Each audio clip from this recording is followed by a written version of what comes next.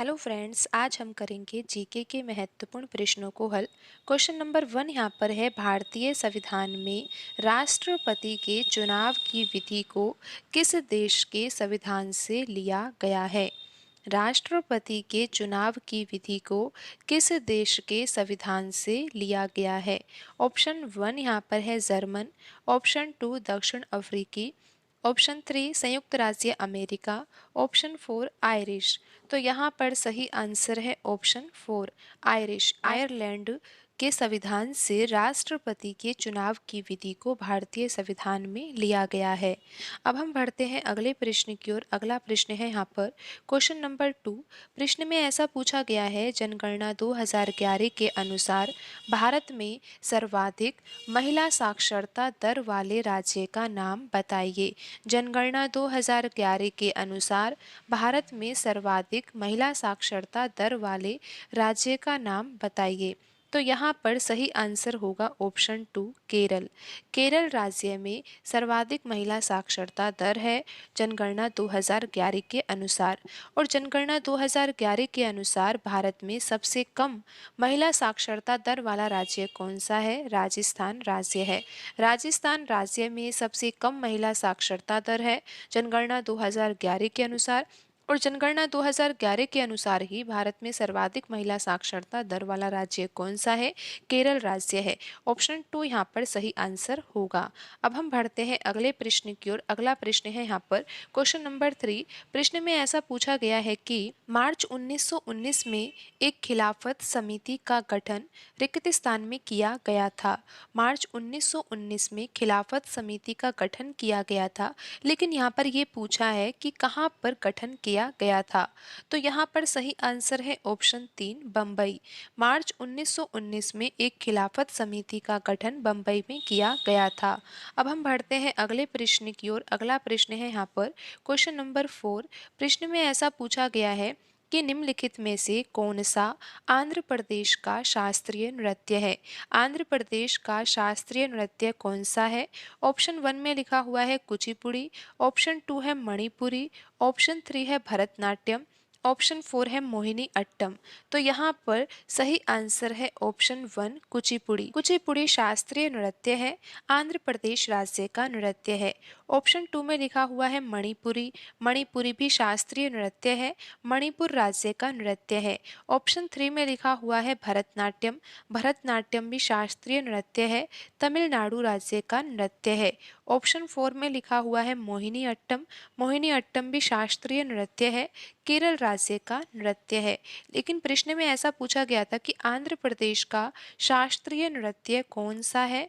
तो यहाँ पर ऑप्शन 1 कुचिपुड़ी शास्त्रीय नृत्य सही आंसर होगा। अब हम बढ़ते हैं अगले प्रश्न की ओर।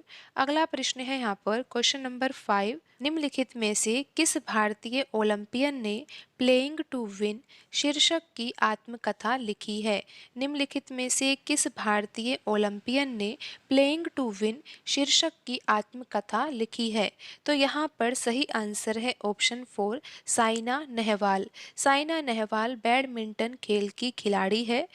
इन्होंने प्लेइंग टू विन शीर्षक की आत्मकथा लिखी है।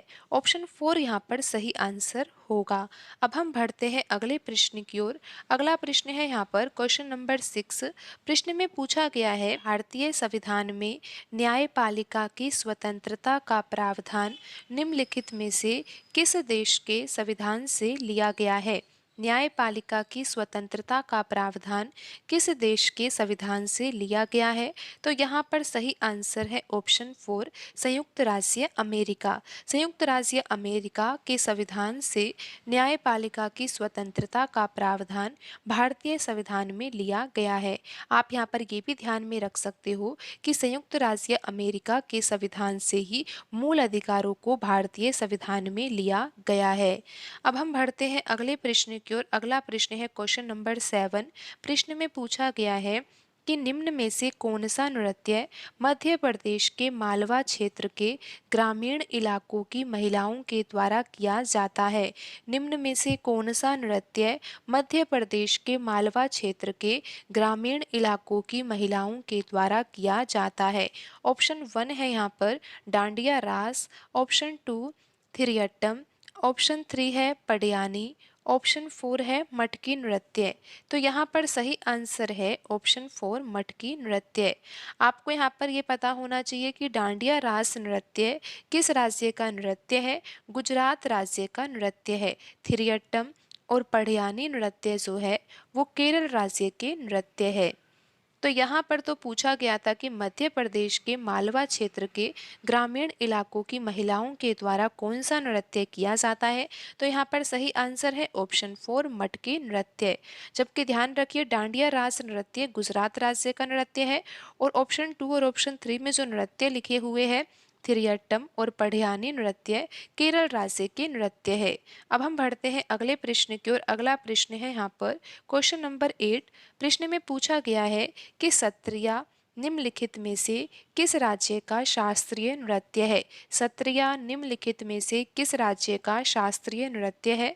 ऑप्शन 1 यहाँ पर है तमिलनाडु, ऑप्शन 2 है केरल, ऑप्शन 3 उत्तर प्रदेश, ऑप्शन 4 असम।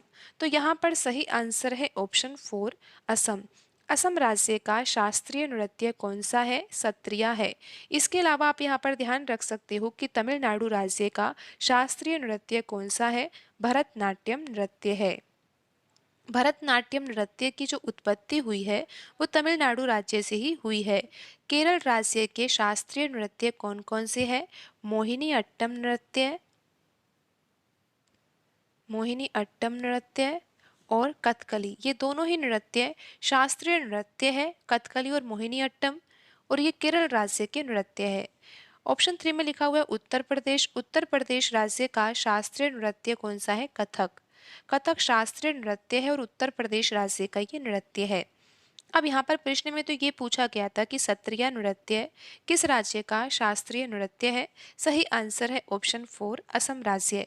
असम राज्य का शास्त्रीय नृत्य है सत्रिया नृत्य। अब हम बढ़ते हैं अगले प्रश्न की ओर। अगला प्रश्न है यहाँ पर क्वेश्चन नंबर 9। नृत्य नाटक गवरी भारत के निम्नलिखित में से किस राज्य में प्रमुख रूप से अभिनीत किया जाता है? नृत्य नाटक गवरी भारत के निम्नलिखित में से किस राज्य में प्रमुख रूप से अभिनीत किया जाता है? तो यहाँ पर सही आंसर है ऑप्शन 3 राजस्थान राज्य। राजस्थान राज्य में नृत्य नाटक गवरी किया जाता है। अब हम बढ़ते हैं अगले प्रश्न की ओर। अगला प्रश्न है यहाँ पर क्वेश्चन नंबर 10। प्रश्न में पूछा गया है सिकंदर के आक्रमण के फलस्वरूप निम्नलिखित में से किस वंश का उदय हुआ?